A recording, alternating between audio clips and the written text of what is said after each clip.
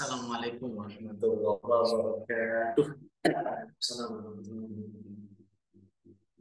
Insyaallah.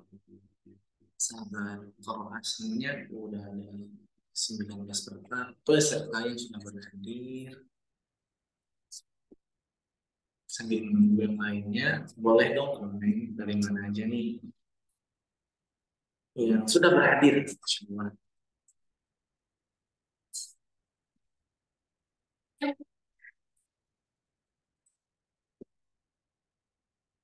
Hmm,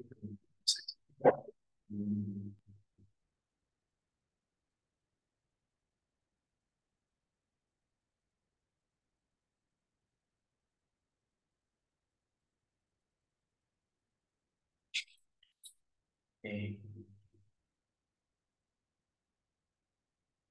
Dari mana saja yang udah hadir nih?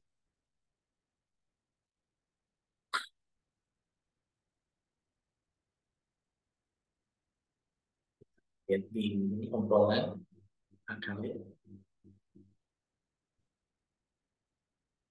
kita akan mulai nanti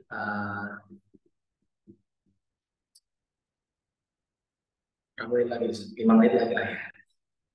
Lewat 45 lewat 45. Oh ya, berapa menit lagi lah ya. Sambil menunggu yang lainnya hadir.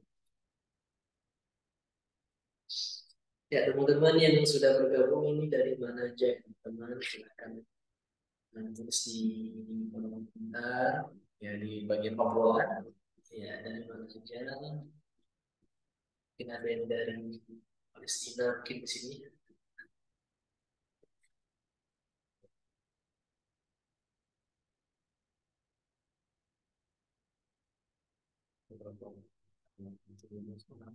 Oke, 100.000 ya. Oke, kita sambil menunggu yang lainnya sahabat ya. Teman-teman semuanya. Jadi judul telah kita pada malam hari yaitu menangkis sifat sekaligus. Iya. Apa itu selfish teman-teman? Nah, itu akan kita bahas nanti. Selfish ya. Ada selfish, ada self love. Dan keduanya tentu berbeda ya.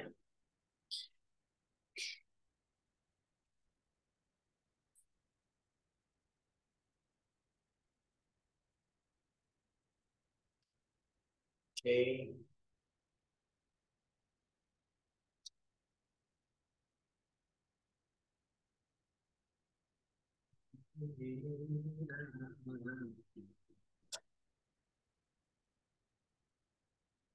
Sebelumnya, apakah suara kami dapat didengar dengan jelas? Sebelum kita mulai. Dari Palestina. Dari Palestina ya. Ya, sekali dari Palestina. Nah, iya. Sebelumnya, apakah suara kami dapat didengar dengan jelas?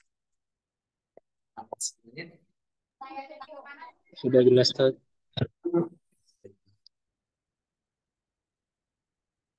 Ya, akan mulai bentar lagi. Sembari menunggu sahabat-sahabat lainnya, kita sharing time ya. Oke.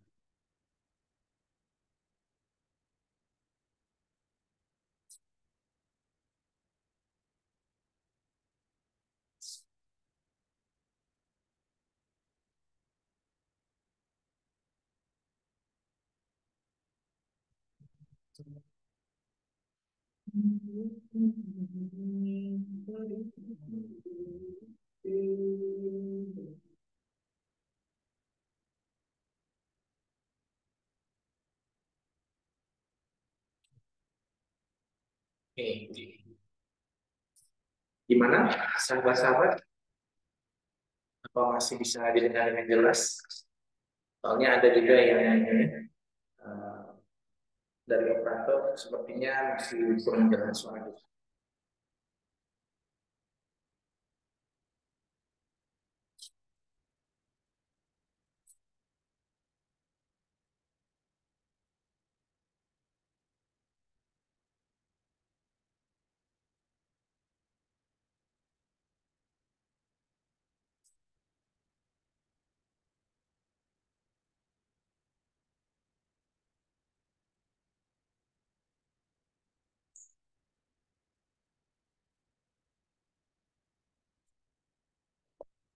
Oke,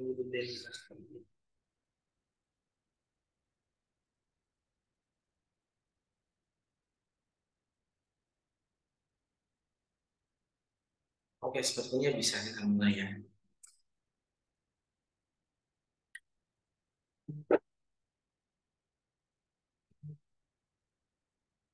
Bismillahirrahmanirrahim.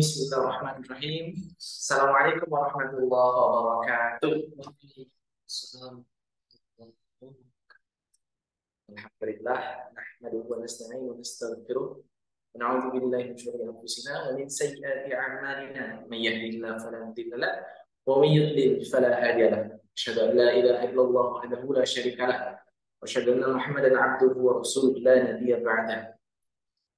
قال الله تعالى في كتابه الكريم يا أيها الذين آمنوا اتقوا الله حق تقاته ولا تموتن إلا وأنتم مسلمون.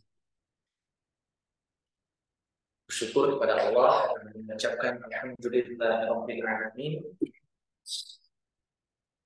atas limpahan rahmat dan juga nikmat yang luar biasa pada malam hari ini. Kita masih dipilih oleh Allah untuk menjadi orang yang hatinya digerakkan oleh Allah pada malam yang berada di penghujung tahun ini, penghujung tahun, masuk kepada penghujung tahun Masehi, dan hati kita digerakkan oleh Allah untuk mengikuti kelas, untuk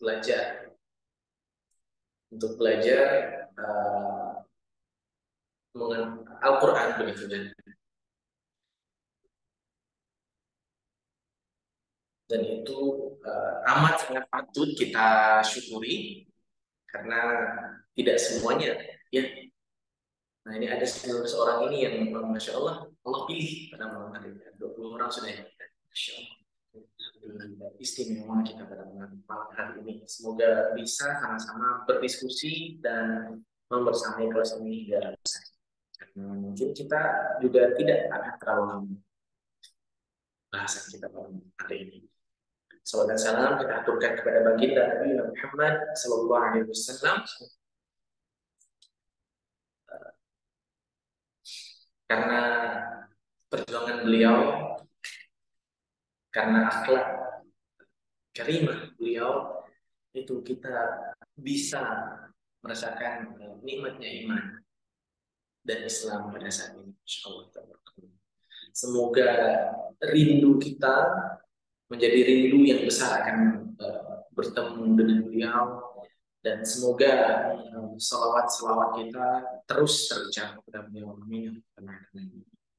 Sahabat Quran yang Allah, tema yang kita usung pada malam hari ini yaitu menangkis dari sifat selfish. Seringkali kita dengar banyak istilah-istilah kekinian barangkali ya, yang kita temui mungkin di medsos atau di mana saja kita menemuinya. Bahkan banyak campaign sekarang itu yang memang menggunakan kata-kata apa ya, keren kalau sekarang gitu ya. Itu akan kita bahas dan di sini dari perspektif Al-Quran. Kita di Quran bergerak pada bidang Quran. Pada malam hari ini yaitu menangkis dari sifat selfish. Kira-kira apa sih selfish itu? Nah, bukan ada juga istilah self love, nah, kan gitu. Akhir-akhir ini kan acap kali atau sering kali beredar di dunia maya gitu ya, itu istilah-istilah demikian. Nah, pada dasarnya itu self love dan self love ya pasti beda banget. Self love itu kan kita tahu itu mencintai diri, self love. Nah, kalau selfish itu hanya lebih ego, mementingkan ego diri sendiri. Ya, memang judulnya cinta, tapi kalau ini kan bedanya itu pada fokusnya ya, fokusnya itu kan self itu dia mencintai dirinya memang karena dia butuh. Tapi kalau selfish itu dia mencintai dirinya karena hasrat ingin yang berlebih, hawa nafsunya, mengedepankan itu. Iya benar. Jadi memang dalam Al-Quran itu sendiri selfish itu tidak di apa ya, tidak disukai oleh Allah. Tidak disukai. Kenapa? Pertama, kodrat kita itu makhluk sosial. Kodrat kita itu makhluk sosial. Dengan kodrat tersebut kita mengemban kepedulian sosial kepada yang lain.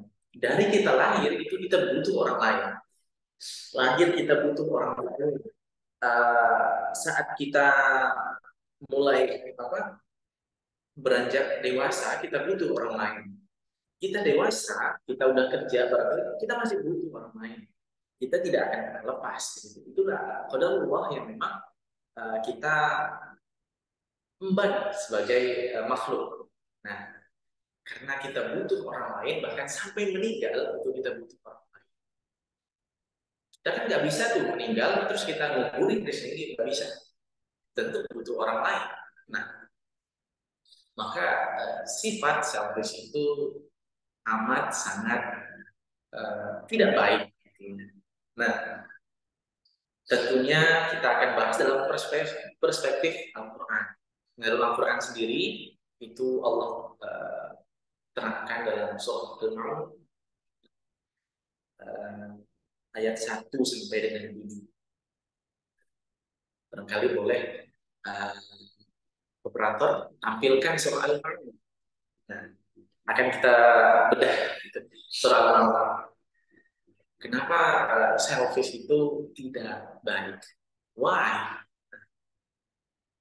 Boleh nih teman-teman yang baru bergabung, silakan buka mushafnya ya, di aplikasi Quran juga ada mushaf yang ada terjemahannya. Kita buka soal, kita bahas bersama ya. Iya. Kalau ada kendala di suara mungkin boleh nanti langsung komen aja di bagian obrolan ya.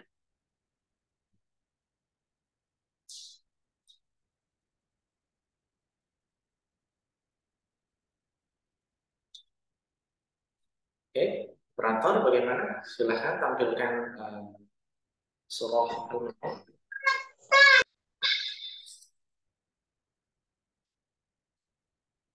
Operator Al-Maun ya, surah Al-Maun.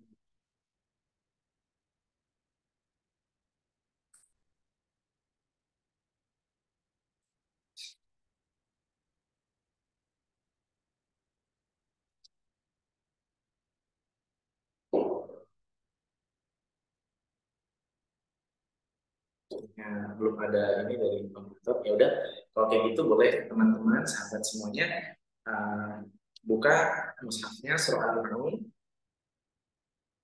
Oke, kita akan baca terlebih dahulu. Nah, yang baca ini Ustadz Fadli. Dia akan kita bedah bersama-sama kandungannya dan apa saja sih yang perlu kita pahami dari kenapa kita harus menghindari sifat selfish atau ego lebih terhadap diri. Oke, mungkin kita baca sama-sama ya teman-teman. Oke, kita mulai. Kita harus أعوذ بالله من الشيطان الرجيم بسم الله الرحمن الرحيم أرأيت الذي يكذب بالدين فذلك الذي يدعو اليتيم ولا يحض على طعام المسكين فويل للمصلين الذين هم عن صلاتهم ساهون الذين هم يراءون ويمنعون الماء Sadaqallahul azim. Insyaallah. Tadi irama Ustaz tadi itu irama dari irama Ros. Oke. Irama Ros. Nah, kalau ingin belajar lebih tentang irama, nah, alhamdulillah setelah kita selesai baca sudah muncul. Terima kasih operator. Terima kasih operator. Dengan kita close dulu itu iklan-iklannya operator. Iya, barangkali.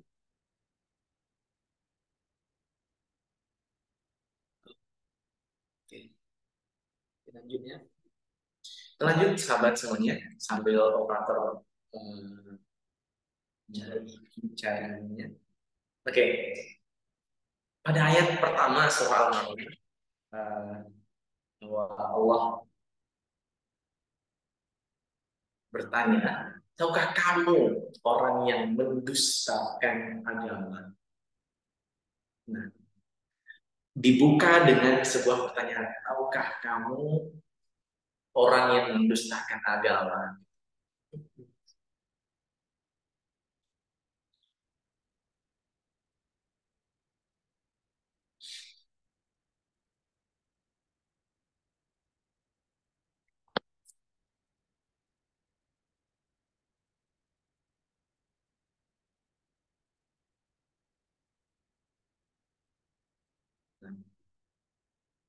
Pada ayat pertama itu dimulai Allah bertanya. Jadi yang ditanya orang yang mendustakan agama. Nah tentu dengan pertanyaan tadi, poin di bawah-bawahnya itu pastilah memuat apa saja atau siapa saja itu yang termasuk daripada orang yang mendustakan agama. Oke, kita akan lanjut ke ayat yang kedua. Ara'aita alladzi yukadzibu bid-din. Itu ayat pertama. Ayat yang kedua. Fadzalika alladzi yad'u yatim. Nah, Allah bilang, maka itulah orang yang menghardik anak yatim. Pertama, sebentar, oke, yang masuk dalam kategori orang yang mendustakan agama. Ini berat sebenarnya urusannya ini, dusta agama. Nah, itu orang yang menghardik anak yatim. Orang yang tidak senang dengan anak yatim, orang yang zalim kepada anak yatim. Nah, padahal Rasulullah sendiri itu digelar sebagai Abu Yatama, ayahnya anak yatim. Kita akan selalu teringat barangkali jika kita pernah mendengar daripada sirah nabawiyah atau kisah-kisah yang terjadi pada zaman Nabi. Nah, bahwasanya Rasulullah itu begitu mencintai anak yatim. Nah, pernah satu ketika Rasulullah itu berjalan di lorong kota Madinah ketika hari raya. Nah, Rasulullah dapati anak-anak itu bahagia semuanya, senang, gembira begitu. Rasulullah berjalan di lorong Madinah, lalu sampai ke tepian kota Madinah ketika itu. Nah, tapi ada satu hal yang membuat Rasulullah yang di tengah anak-anak yang bergembira dengan hari raya, Rasulullah temukan satu anak yang tampak murung dan bersedih. Tampak murung bersedih. Tentu ini kan apa ya? Tidak biasanya begitu. Seorang anak kecil ketika hari raya itu murung. Nah, kita saja dulu waktu kecil itu ketika hari raya gembira dengan baju baru, dengan pakaian baru, dengan makanan-makanan yang tersedia pada hari raya dan juga kemeriahan-kemeriahan yang terjadi pada hari raya. Nah, sehingga Rasulullah menghampiri. Wahai anakku, kata Rasulullah bertanya, kenapa engkau murung, kenapa engkau bersedih di hari raya ini, sedangkan teman sebayamu itu begitu riang dan gembira. Nah, ini pertanyaan Rasulullah. Apa kata anak tadi?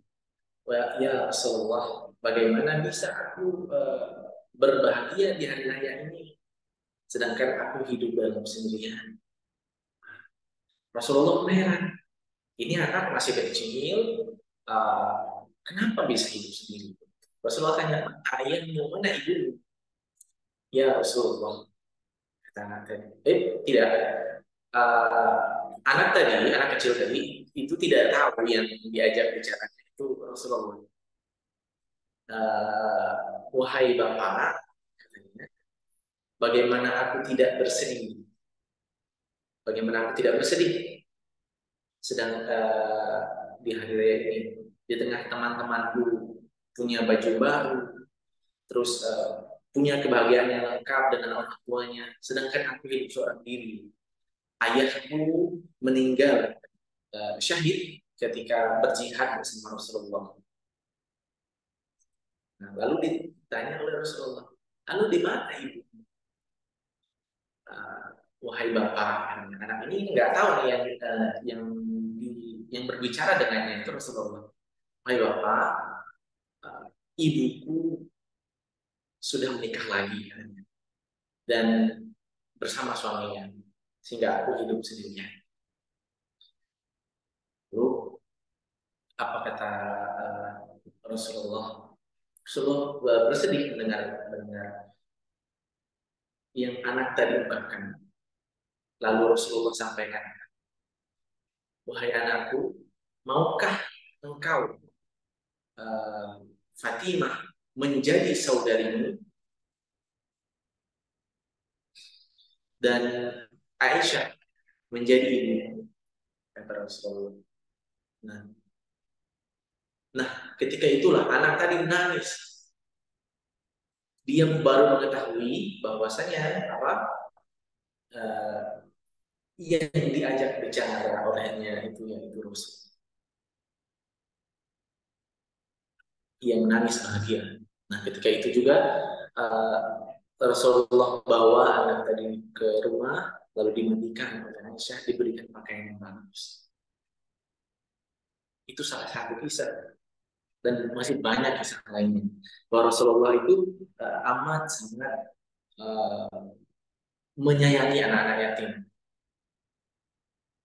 Bahkan Rasulullah bilang, aku itu bersama anak-anak yatim. Ya. Jaraknya itu dekat. Nah, seperti jadi telunjuk menjadi tengah. Nah, lalu di poin ini, ketika Rasulullah cinta terhadap sesuatu, mengapa kita harus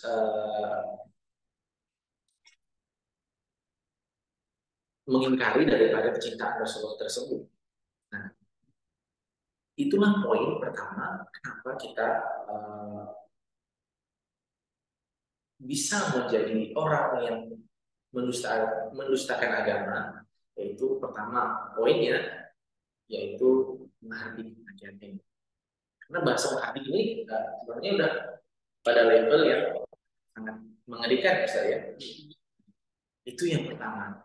Yang kedua, tidak pada ayat yang ketiga itu tidak memberi makan orang miskin. Nah, tidak mendorong memberi makan orang miskin.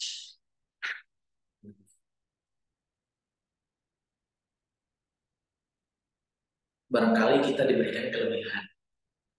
Kelebihannya berupa apa? Kita masih bisa makan walaupun seadanya. Nah, Rasulullah ini hidupnya itu kaya sebenarnya, tapi memilih hidup sederhana. Dan Rasulullah habiskan hartanya untuk agama Allah, untuk agama ini. Nah, pernah satu ketika Rasulullah itu mendapat hadiah. Nah, mendapat hadiah berupa satu ini ya, sewadah susu segar. Nah, karena Rasulullah itu mendapat hadiah, karena kalau sedekah itu tidak kepada keluarga Rasulullah itu tidak sedekah, kalau hadiah iya. Nah, diterima oleh Rasulullah dan Rasulullah bagikan kepada ahli suffah, sahabat-sahabat yang muhajirin yang tidak memiliki rumah. Ahli suffah itu sahabat-sahabat Rasulullah yang tidak memiliki rumah di Madinah dan tinggal di emperan masjid. Itu namanya ahli suffah. Nah, salah satunya itu yang kita kenal dengan Abu Hurairah. Nah, itu terkenal Abu Hurairah. Nah, ini kisahnya amat sangat populer. Jadi satu ketika dapatlah sewadah susu segar yang Abu Hurairah bawa ke Rasulullah. Rasulullah, sebelumnya ada orang yang menghadirkan ini susu segar kepada apa? Oke, kalau begitu kumpulkan sahabat-sahabat ahlu suffah yang lain, kita akan menikmatinya bersama. Nah, ketika itu apa? Ketika itu keadaan Abu Hurairah itu sangat lapar sekali, sangat lapar, karena belum makan. Karena sebelumnya dia datang ke sahabat lainnya menanyakan, bertamu gitu, berharap sahabat itu menjamunya makanan. Ternyata tidak. Dia pergi ke beberapa sahabat, ternyata tidak. Kebetulan dia dapat ada orang yang memberikan padanya sewadah apa? Wadah susu segar. Nah, begitu. Satu wadah susu segar dihadiahkan kepada Rasulullah. Nah, senangnya bukan main. Nah, lalu apa? Ayo kita nikmati bersama sahabat-sahabat al-suffah lainnya. Lalu Abu Hurairah berilah, bagilah kepada sahabat al-suffah ini, sahabat-sahabat ini, satu persatu. Setelah Rasulullah pegang diri, satu persatu. Ini Abu Hurairah mulai khawatir. Waduh, ini belum minum. Sedangkan aku diperintahkan untuk memberikan kepada sahabat lainnya. Lalu, nah, tapi iman sahabat itu luar biasa. Nah, imannya sahabat itu luar biasa. Apa yang Rasulullah katakan, itu yang dilakukan. Nah, maka apa? Abu Hurairah keliling kepada sahabat-sahabat al-suffah ini, memberikan air susu tadi. Nah, berikan satu-satu sampai pada terakhir. Ini, tapi masih dalam keadaan ini aku bakal bagian ini. Nah, pada akhirnya apa? Pada orang yang terakhir, nah, wahai Abu Hurairah, kata Rasulullah, ke sini gitu. Aku ingin meminum. Nah, ini bisa kita lihat keteladanan dari Rasulullah, seorang pemimpin yang luar biasa. Ini pemimpin luar biasa, kepala negara begitu ya, negara Madinah, ya, begitu. Bahwasanya beliau itu bukan orang yang meminum pertama segelas susu tadi. Justru yang minum duluan itu sahabat-sahabat ahlu suffah, yang boleh kita katakan kalau bahasa ininya mendahulukan orang lain. Iya, mendahulukan orang lain. Bahkan itu rakyat kecil. Seperti itulah. Lalu beliau minum dengan wadah yang sama, tidak dituangkan ke wadah lain, tidak. Tapi di wadah yang sama. Minum tersebut. Sudah Rasulullah minum beberapa teguh. Lalu apa? Wahai Abu Hurairah, ini minumlah, kata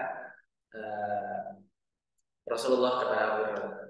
Lalu minumlah Abu Hurairah beberapa teguh. Minum lagi, minum lagi Abu Hurairah. Sampai beberapa teguh ia kenyang, rasa kenyang. Dan itu nggak habis. Terus minum Abu Hurairah. Padahal tadi wadahnya nggak terbatas. Yang perlu kita ketahui, sahabat-sahabat sekalian, bahwasanya Rasulullah itu mempunyai khususiyah atau mujizat yang luar biasa. Salah satunya apabila sesuatu itu disentuh oleh Rasulullah, maka sesuatu itu tidak akan habis, tidak akan habis. Nah, jadi itu Abu Hurairah itu minum, itu nggak habis-habis sampai kenyang. Sampai pada akhirnya minumlah wahai Abu Hurairah, berkata Rasulullah, wahai Rasulullah, aku sudah tidak mempunyai ruang di perut untuk habis. Nah, ini luar biasa. Bahkan pada satu riwayat di satu perang Abu Hurairah itu pernah diperintahkan oleh Rasulullah untuk memberikan kurma atau makanan yang ada pada dirinya untuk sahabat-sahabat lainnya. Nah, jadi keterangan luar biasa kepada sahabat semuanya nih yang berhadir. Bahwasanya apa? Ketika perang, Rasulullah perintahkan Abu Hurairah membagikan makanan yang dia punya di kantongnya. Oh ya, Abu Hurairah, makanan apa yang kau punya? Aku hanya punya beberapa kurma yang Rasulullah di kantong. Ada tempat khusus punya Abu Hurairah. Bagikan kepada sahabat-sahabat lainnya. Rasulullah pegang kantong tadi kurma tadi. Maka dibagikan kepada sahabat-sahabat lainnya dan itu terbagi rata dengan kurma yang sedikit tadi. Itu terbagi rata dan tidak habis. Dan pernah satu ketika itu, ketika Rasulullah sudah tidak ada, nah Abu Hurairah itu pernah apa? Seperti curhat begitu. Salah satu yang hal yang berat bagiku kata Abu Hurairah, dalam salah satu hal terberat dalam hidupku salah satunya itu ternyata kehilangan kantong makanan atau kantong kurma tadi. Karena ternyata semenjak perang tadi yang bersama Rasulullah yang ia bagikan itu, kurma itu tidak pernah habis, selalu ada, ambil selalu ada, ambil selalu ada, seperti itu. Nah, ini sangat luar biasa. Tapi apa? Mereka justru tidak pernah merasa akan kehilangan daripada harta yang mereka berikan. Poin di sini, pelit kita memberikan orang yatim itu makanan atau apa ya? Kalau bahasa ininya, istilahnya itu meringankan kesulitan. iya, nah itu itu sebenarnya salah satu bentuk dosanya kita terhadap agama. Nah, kenapa Allah janjikan dalam Al-Quran bahwasanya sedekah itu akan Allah balas dengan berkali-kali. Bahkan dalam surah Al-Baqarah itu kan ibaratkan anting yang bercabang 10 dan setiap cabangnya itu punya 7 cabang dan terus seperti itu. Dan, bisa dikatakan dan riwayat juga dikatakan bahwa sampai 700 kali balasan. Nah, itu gimana caranya biar kita sampai kepada tahap itu yakin. Makanya orang yang enggan memberi orang miskin makanan, padahal mereka butuh sekali, nah itu dipandang sebagai dusta terhadap agama.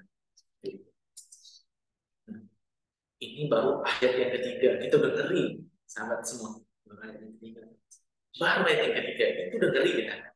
Jangan-jangan kita masuk nih di dalam kategori orang yang merusakan agama. Surah Al-Mu'min pendek saja surahnya, cuma 7 ayat dan ayatnya pendek-pendek. Tapi sebenarnya berisi tamparan kepada kita. Kita yang selama ini mementingkan perut diri sendiri, barangkali mementingkan ego diri sendiri, selfish tadi itu.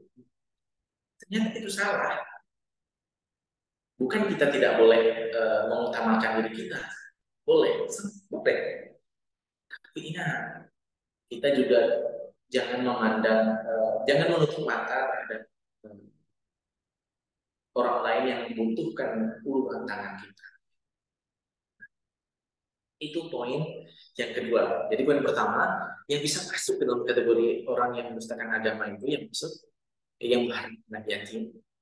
Yang kedua itu orang yang tidak mendorong atau tidak suka menolong memberi makan terhadap orang miskin. Padahal ya kalau kita ulas kembali Sirah Nabawiyah tadi yang disampaikan, Rasulullah itu yang hanya air susu seteguk saja, itu justru dibagikan terlebih dahulu kepada sahabat-sahabat. Seperti itu. Nah, jadi mari sama-sama nih kita mulai dikit-dikit.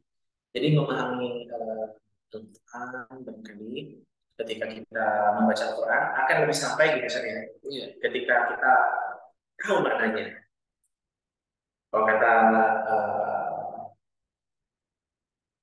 Mas Topik itu obat hati itu ada 5 perkara. Iya. Apa itu Ustaz? Salah satunya yaitu baca Quran dan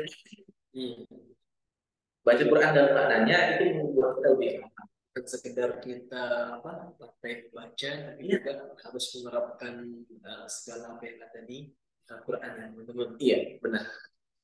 Nah, saya ingin sharing sedikit kepada teman-teman.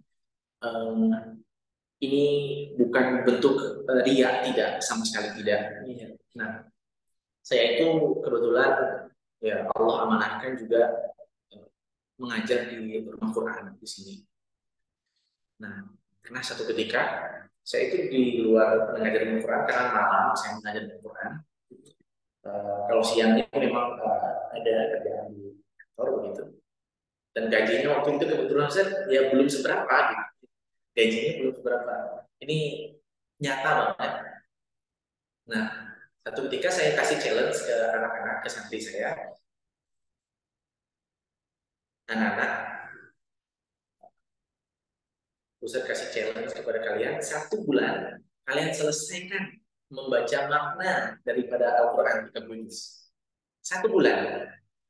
Nah, berarti kan minimal kalau 1 bulan itu minimal mereka seharinya baca makna dari Al-Quran itu 1 juz. Minimal. Nah, terus saya janjikan apa? Saya bilang, yang mampu menyelesaikan Al-Quran 30 juz ini maknanya akan Ustaz kasih satu orangnya 500.000. Waktu itu gaji ya belum seberapa, nggak 1 UMR barangkali. Nah, mungkin ada salah satu santri yang memang tahu gitu kerjaan kita gimana. Yakin Ustaz katanya. Nanti kalau banyak yang ini apa? Banyak yang selesai di mana Ustaz? Ada salah satu santri yang dekat yang tahu keadaan kita begitu. Ustaz yakin yang jamin ini bukan Ustaz, yang jamin ini Allah. Jadi saya katakan demikian kepada anak-anak. Setelah dari itu ya berjalan waktu sampai 1 bulan. Dari mereka ya ada yang selesai hanya di 5 juz, ada yang 1 juz, ada yang dan ada 3 orang. 3 orang ini selesai 30 juz ketika ini benar-benar selesai. Oke, ketika itu juga gaji saya di bulan itu benar-benar semuanya itu untuk mereka. Ya apa? Yang saya kasihkan tadi dengan jaminan di pertama tadi yang jamin Allah, itu benar-benar selama sebulan berikutnya itu saya tidak merasakan kekurangan sama sekali. Ada aja yang masuk. Itu benar-benar ya. Dengan keyakinan yang jamin Allah. Ini Al-Quran gitu. Nah, itu saya buktikan sendiri. Nah, jadi keyakinan itu benar kita memberi itu tidak akan kurang kita. Nah, ini poinnya pada ayat yang ketiga tadi kan. Jangan takut sebenarnya untuk memberi itu. Udah. Perihal posisi waktu itu ya saya bingung juga. Oh, ternyata Allah balas ini. Dan setelah itu kayak berasa mudah ya. Kita punya tidak ada kebutuhan yang lebih sahabat-sahabat semuanya. Tapi Allah mudahkan aja. Seperti itu. Maka ya penting sekali menjadi meyakinkan. Iya, Allah janjikan kan dalam Al-Quran surah Muhammad ayat ke-7. Jika engkau menolong agama Allah, maka Allah akan menolongmu dan menundukkan kedudukanmu. Itu Allah Berjanji Allah. ya. Nah, saya ingin sharing juga ke sahabat bahwa proses kami membangun Al-Quran itu prosesnya Masya Allah. Saya di sana ya, barangkali saksi dan juga ini bersama dengan ada salah satu pimpinan di Al-Quran. Nah, jadi satu ketika kami ya membuka donasi lah begitu kepada banyak orang untuk turut andil kita dalam Quran nih bareng-bareng gitu. Nah, di tengah ini kita dapat kabar dari salah satu desa di pelosok itu mereka membutuhkan uang untuk pelebaran masjid. Jadi masjidnya tua, sudah tua. Berarti lebih 100 tahun gitu dengan bangunan yang tua. Lantainya masih tahan, tentunya tua banget. Masuk hutan gitu. Kita waktu itu ke sana, kita berdua sama pimpinan teman saya uh, itu tidak ada akses mobil, benar-benar motor aja itu. Dan bahkan jembatan itu nggak ada. Kita nyebrang pakai kapal kecil, motor air gitu, motor air, ya, motor Bandung itu. Nah, kita nyebrang. Nah, lalu apa? Uh, kami buka donasi kepada orang tua santri kami yang ada di ini. Kebetulan santri waktu itu memang udah 100 lebih di rumah Quran. Dan keadaan waktu itu kita masih membangun. Jadi ngontrak masih ngontrak. Iya benar-benar masih ngontrak. Yang ada ini santri ini masih di tempatnya ngontrak. Yang dibangun itu belum jadi. Karena memang belum ada uangnya. Nah, lalu apa? Kita buka donasi, open donasi, terkumpullah ada beberapa juta, lalu kita tambahkan gitu kekurangannya dari uang kita karena kebutuhannya 5 juta. Oke, udah terkumpul 5 juta. Saya pergilah ke pelosok tadi untuk mengantarkan dana tersebut. Sekaligus melihat masjidnya, Masya Allah. Kita itu pergi berdua. Dan benar-benar sahabat, dalam proses ini, sebelum kita mengantarkan itu, salah satu donatur kami itu bertanya, Ustaz ini masih membangun rumah Quran. Kenapa membuka donasi untuk yang lain ya? Gitu. Donasinya enggak. Ya, kenapa nggak fokus saja di musik? Cuman kita ingat siapa yang menolong agama Allah, Allah akan tolong dan Allah akan teguhkan kedudukannya. Benar, sahabat semuanya, ini 5 juta ini kita tetap sampaikan. Kata pimpinan saya ke salah satu donatur kita, Ibu, saya yakin Allah pasti balas. Benar-benar yakin. Konsep itu saya dapatkan juga dari guru saya ketika membangun apa? Misal kita ingin membangun ini rumah Quran atau apa begitu pondok.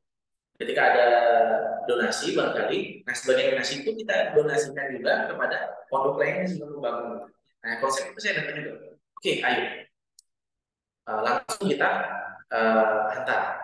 Sepulangnya kita dari pelosok tadi, sore tiba-tiba ada yang chat sama pimpinan, Ustaz minta nomor rekening yayasan. Udah beliau langsung kasih. Dan itu orang tidak dikenal, benar-benar tidak dikenal. Mungkin dapat dari mana-mana gitu kita juga nggak tahu. Tiba-tiba setelah tidak lama setelah itu ngirim bukti transfer. Itu 50 juta saya. 50 juta. Dari 5 juta itu jadi 50 juta. Benar-benar 50 juta. Saya tidak bohong. Wallah.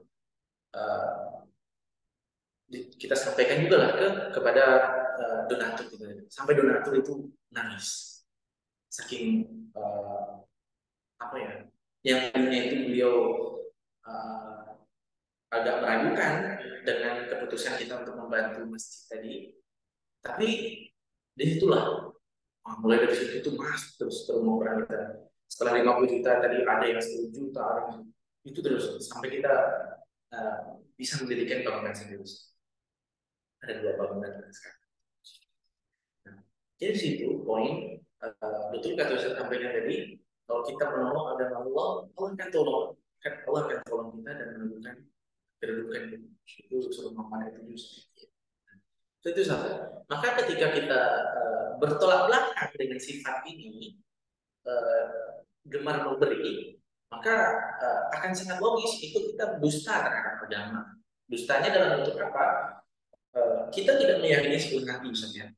Padahal dalam bentuk iman itu kan jelas. Beriman kepada yang pada intinya segala titipan, segala apapun yang ada di kita itu titipan, Ustaz. Iya, Semuanya itu titipan. semuanya titipan. Nah, jangan pernah meyakini bahwa apa yang kita miliki itu bakal kita miliki terus. Iya, Terus kita kita alirkan juga untuk jadi hidup itu kalau kata-kata bijak dari ini ya, nah quotes-nya, hidup itu sebenarnya bukan tentang diri kita sendiri, tidak, tapi bagaimana kita bisa menebar manfaat kepada sesama, kan tidak memandang itu siapa, agamanya apa, sukunya apa, tidak.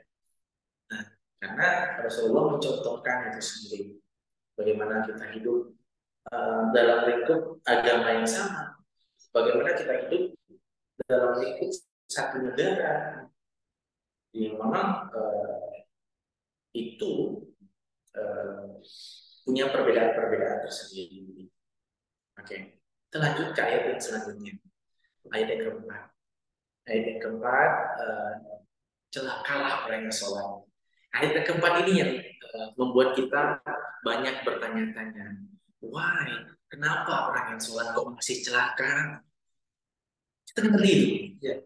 Udah sholat masih celaka. Mana itu Ustaz? Aku nggak ngeri gitu ya. Apalagi yang nggak sholat, apalagi nggak sholat. Jadi yang tidak sholat itu jangan beranggapan, oh yang sholat celaka gitu. Enggak gitu. Yang sholat aja bisa celaka, apalagi yang nggak sholat. Jadi logikanya itu jangan diinikan gitu. Terbalikkan. Jangan diputar balikkan. Nah, yang sholat bisa celaka, apalagi nggak sholat. Nah, yang seperti apa yang celaka itu? Nah, cantumkan lagi pada ayat yang kelima, itu orang yang lalai untuk sholatnya. Lalai. dia sholat tapi lalai. Iya. Gimana Ustaz? Alladzina hum an salatihim sahun. Nah, lalai dalam sholat ini para ulama banyak pendapat mengenainya, lalainya dalam bentuk apa. Ada juga ulama yang berpendapat bahwa lalai dalam waktu sholat itu mengakhirkan waktu sholat, padahal dia punya waktu untuk mengawalkan sholat. Nah, itu boleh ulama juga berpendapat itu bisa masuk kategori lalai. Lalu ada juga ulama yang berpendapat bahwa lalai dalam sholat ini salah satunya apa? Kita masih mengingat dunia. Nah, itu lalai. Nah, yang sebelumnya melalaikan waktu, kemudian yang kedua tadi sudah sholat tapi masih memikirkan dunia lain. Nah, ini ngeri juga yang kedua ini, sahabat. Karena gini, sebenarnya poin di sini itu lebih kepada khusyuk. Iya, khusyuk. Nah, itulah yang sangat perlu kita perjuangkan. Jadi khusyuknya sholat itu perlu kita perjuangkan. Kita barangkali, apalagi kita umat akhir zaman saja. Iya.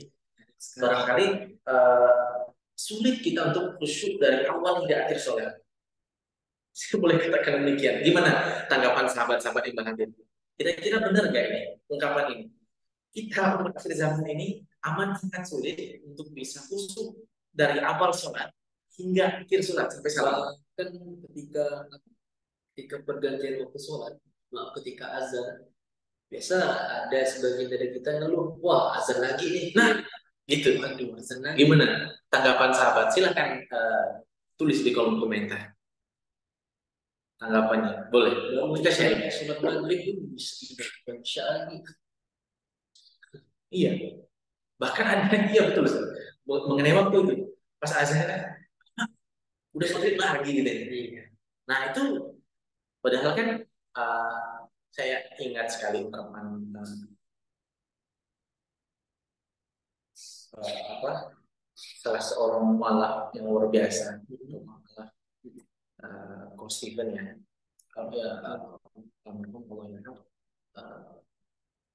Beliau bilang nggak ada yang harus diburu-buru dalam hidup. Kata beliau. Hanya satu hal yang harus diburu-buru, yaitu apa? Sholat. Jadi kita hidup itu nunggu waktu sholat. Hidup nunggu waktu sholat. Hidup nunggu waktu sholat. Itu amat sangat luar biasa. Seorang Allah misalnya, Allah kasih hidayah yang luar biasa kepada beliau. Kita sangat kuat, akidahnya sangat kuat. Kan beliau meninggal dalam keadaan baik. Sebelum meninggal itu, kalau dari Ustaz Lukman Hakim itu, beberapa hari sebelum meninggal itu, beliau sedekah yang amat banyak. Masya Allah. Ya. Saya dengar itu dari Ustaz Lukman. Jadi hidupnya itu bukan untuk diri sendiri. Iya benar. Hidupnya memang benar-benar bukan untuk diri sendiri dan amat yakin juga untuk keluarganya. Iya nih. Sampai umat begitu memikirkan umat. Ya. Nah itu. Jadi lalai itu sangat berbahaya. Gimana caranya? Ya tentu kita harus berusaha. Jadi sebenarnya khusyuk dalam sholat itu diusahakan. Kalau kita belum mampu yang memang full, maka usahakan ada part atau bagian dalam sholat kita itu kita benar-benar ingat ya Allah, hanya Allah. Walaupun setelahnya itu kita pikirannya kemana-mana, walaupun kita tetap baca. Ini dalam sholat itu nggak ingat yang lain. Iya, nggak ingat yang lain. Kalau yang dalam sholatnya. Nah, kalau mengenai lalai waktu, ya awalkan. Jangan mengakhirkan seperti itu. Lalu yang keenam, jangan berbuat ria. Ria itu apa? Nah, tentu kita semua udah pada tahu ria itu apa. Yaitu berbuat sesuatu agar dipuji oleh orang lain. Kayak beribadah ingin dipuji oleh orang lain. Nah itu ria. Terus apa poinnya? Takut beribadah karena takut ria, itu musik. Dia nggak mau ibadah karena takut nanti bilang ria, itu nggak boleh juga. Beribadah karena ingin dipuji orang lain, itu ria. Nah ria. Jadi poinnya gimana sih biar ketemu? Nah, udah ibadah aja. Masalah ria itu kan masalah hati sebenarnya. Nah, maka setelahnya bimbinglah hati untuk ikhlas lillahi ta'ala. Nah itu kalau masalah ria. Karena gini, kita di dunia yang modern sekarang ini, hidup di modern, segala sesuatu itu kan sangat mudah kita akses, mudah juga kita sharing. Ada orang yang bersedekah dengan memvideo, memposting. Apa itu salah? Dan juga kita nggak tahu tujuannya ya. Belum tentu itu salah. Belum tentu itu salah. Boleh jadi dia memvideo itu agar orang-orang yang mempunyai kemampuan untuk berbagi itu juga termotivasi untuk berbagi. Ya bisa ya. Nah semangat itu yang dia sampaikan ke orang lain itu luar biasa halnya. Nah kita juga jangan ngejudge orang. Ini orang pengen followersnya nambah doang. Atau kita ngejudge orang ini orang ria ini. Gak boleh. Ria itu yang tahu hanya pelakunya. Dan Allah. Orang lain bisa. Masalah hati benar masalah. Jadi kalau kita melihat orang yang lain beribadah, yang ibadahnya itu dia tampakkan, kita mestinya termotivasi untuk juga mengikuti beribadah. Agar semangat juga beribadah. Berlomba-lomba dalam ibadah. Bukan justru kita ngejudge dia, ini orang ria. Nah itu keliru. Bahkan kita kalau sudah tahu ciri-ciri orang itu ria pun nggak boleh kita ngejudge seperti nah, kan kalau kita juga sudah tahu sebenarnya orang ini benar-benar ria gitu. Ya, ternyata gitu. Langkahnya wataknya. Dan kita juga sebenarnya nggak boleh melihat sebagai bahwa Tuhan. Ya, nggak boleh. Tidak boleh menghakimi, Mas. Tidak boleh menghakimi. Kendati pun, nah kendati pun, ia itu sebenarnya udah mengarah ke sana semua gitu. Kan bilang lagi, masalah dia itu hanya pelakunya dan Allah yang tahu. Tidak tahu di hati seorang. Bahkan kalau kita punya kekuatan merawat itu nggak ada. Allah yang punya kemampuan untuk apa? Untuk tahu isi hati seseorang. Gitu. Seperti itu. Itu yang. Dan yang terakhir dan memberikan bantuan. Bantuan di sini ketika dia punya kemampuan Ustaz, atau punya kelebihan, terus orang ada yang membutuhkan, ada orang butuh nih, tapi dia tidak mau. Nah, itu bisa masuk kepada kategori orang yang mendustakan agama. Alhamdulillah.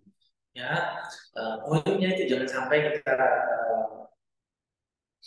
masuk dari salah satu saya itu jangan kita masuk dan alhamdulillah semoga Allah menjauhkan kita daripada hal-hal yang demikian.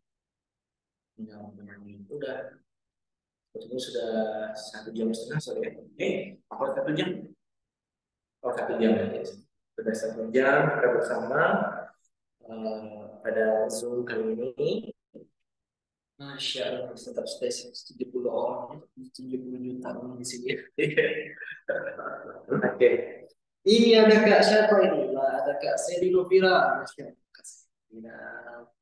Ini juga ada Kak Eka, Kak Fajria, Kak Iva, Kak Nazim, Kak Zainuddin, Kak Tina, Kak Munajo. Yang banyak ya. Semoga sehat selalu ya. Sehat selalu pada sahabat-sahabat yang masih berhadir. Mungkin di tengah sibuknya waktu, kalau kebanyakan ya juga. Iya, nah, semoga kita semua Allah berikan rahmat, Allah mudahkan segala urusan. terima kasih ya. Terima kasih juga ya Bu. Terima kasih juga Kak. Terima kasih. Semoga sharing kita akan berlanjut pada part berikutnya dengan ya. Jadi kesimpulannya tadi terkait ini kita ambil kesimpulan. Ya, benar. Boleh sampai lainnya. Menangkis dari sifat selfish ya itu kalau udah ngomong perkara sifat ya kalau sudah menjadi sifat jadi watak bisa jadi kebiasaan jadi habit. Jadi tidak intinya dari yang kita bahas ini soal tetap kita boleh self love kan beda tadi ya beda self love self itu kita mencintai diri kita itu karena kita memang kebutuhan kita.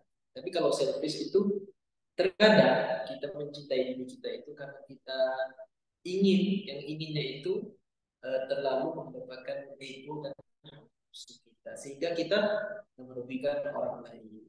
Seperti itu ya Pak. Ya. Dan ya itulah poin-poinnya tadi. Yang poin-poin di sini semuanya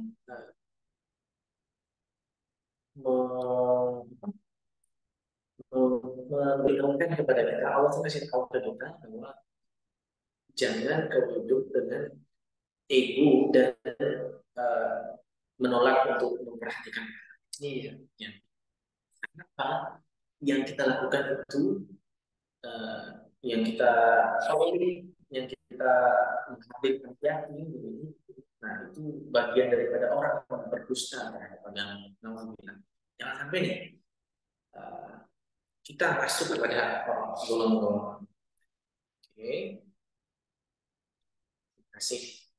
Terima kasih ya Kak Sin. Bila sudah hadir, Masya Allah. Kita nggak apa sebenarnya dengan hanya beberapa orang saja. Dan ingat, kita yang bisa berhadir itu orang yang dipilih. Orang yang dipilih, Masya Allah.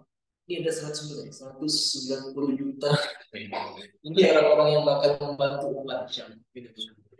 Dan yang lebih ini lagi, sampaikan walau hanya satu ayat. Penting yang kita dapat pada malam hari ini, kita sharing ke teman-teman yang lain. Yuk kita gemar sedekah, gitu, walaupun hanya sedikit. Yuk kita muliakan anak yatim. Terus apalagi? Yuk kita perbaiki sholat kita. Yuk kita beribadah dengan mengharap ridho dari Allah. Dan terus ayo kita bermanfaat kepada orang lain. Karena kadang itu kita merasa takut dimanfaatkan oleh orang lain. Padahal barangkali bermanfaat tersebut ternyata Allah itu memberikan kesempatan kita untuk berbagi. Karena tidak semuanya ya dalam konotasi yang tidak baik seperti itu. Tergantung sudut pandang kita memang. Oke, terima kasih kepada sahabat-sahabat Quran yang tetap berhadir dan mengikuti kita pada pertemuan di Zoom ini. Semoga sehat selalu, mudahkan semuanya, terus semangat terus ya. Kita akan ini lagi sharing-sharing di part-part berikutnya, insya Allah kita mudahkan. Saya akan mengkonsep bagaimana agar menjadi lebih baik. Oke, terima kasih sahabat semuanya. Kami sampaikan mohon maaf jika ada kata-kata yang salah, dan kami juga terima kasih lagi. Terima kasih lagi karena terima kasih kami terlalu banyak. Oke, itu saja barangkali. Kami pamit undur diri. Saya Syukron. Saya Fadli. Assalamualaikum warahmatullahi wabarakatuh.